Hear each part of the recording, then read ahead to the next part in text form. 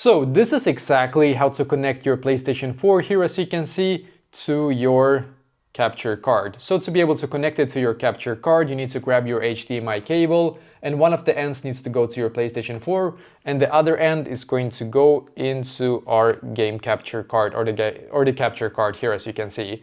And then I'm just gonna insert it into my PC or laptop like this.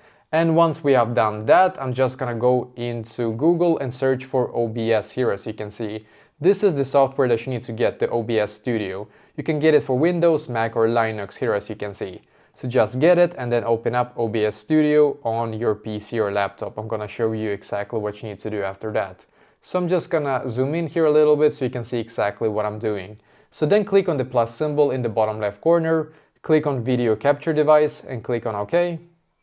And then click on Device here and click on your game capture card here. And then scroll down and click on Capture Output Desktop Audio here, as you can see, and then click on OK. Now click on, or right click rather, on this right here, and then click on Open Source Projector and Display. And you can see now your game capture card is, or your PlayStation 4 is connected to your capture card, So you can see it works without any problems whatsoever. My controller is unfortunately not charged that well, but it should work without any issues, you can see. But yeah, basically that is exactly how to actually do this.